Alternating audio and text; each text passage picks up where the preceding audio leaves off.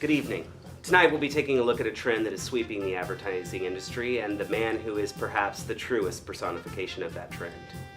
In the past, many companies have used celebrities to promote their products, but PFS Group's Dr. Paid is part of a new trend in which the company actually creates the celebrity through a series of commercials, public appearances, poorly conceived television programs, and viral marketing.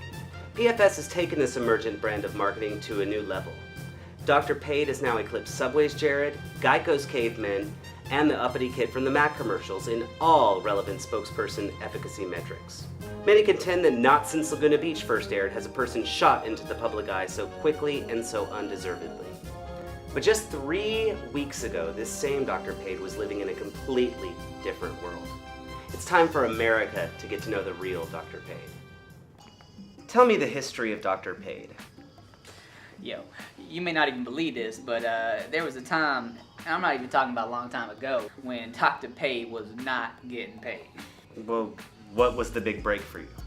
Man, you know, I was out spitting rhymes near a bagel shop downtown. And you know what? This suit comes by from PFS and he hears me rhyming, you know? And he was laughing and I could tell that he could feel me, you know? And he starts telling me that with a little polish, he thought I could really move some product. So, you know, I'm thinking bankroll, you know, I'm thinking we're gonna be doing some CDs, I'm thinking some merchandise, I'm thinking maybe a little mall tour. But you know what? I think maybe he was talking about PFS product. But you know what? It's all tight, you know? Because here's the thing, I think it was truly divine intercourse.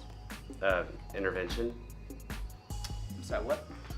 You meant to say, never mind. So it was meant to be, huh?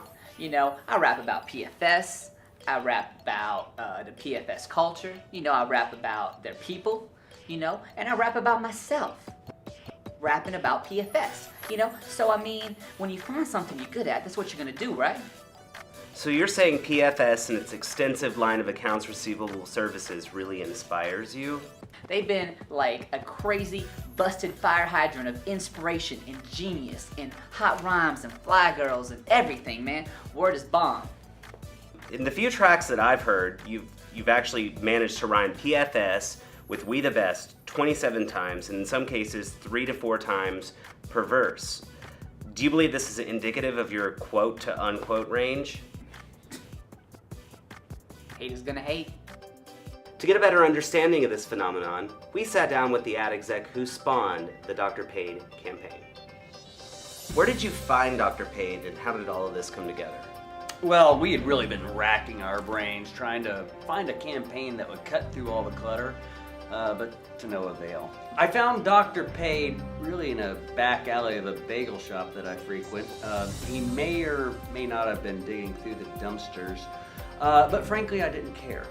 Why he called himself Dr. Paid before he even signed with PFS, I have no idea. So certainly a non-traditional campaign for PFS, matching a previously unknown and arguably untalented rapper with accounts receivable company with a strong presence in the healthcare industry. We feel like it was a match made in heaven. In the cottage industry of spokesmanship, it's smoke and mirrors really. We felt there was a niche in the American psyche, a gap to be filled. Where was the slightly edgy but ultimately innocuous rapper for teens and tweens to love and foolishly relate to? Still, even with a carefully crafted persona of Dr. Paid, there have to be issues.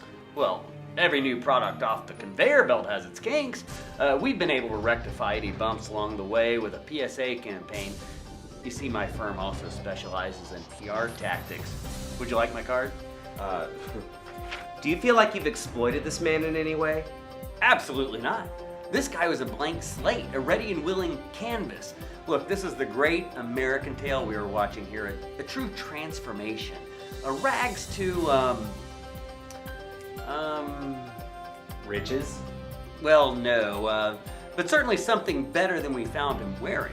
The sort of rags to something slightly better than rags story that America craves. That's all the time we have for tonight. Tune in next week as we delve into the clandestine world of black market Mr. Potato Heads and the extreme measures parents are taking this holiday season to get them.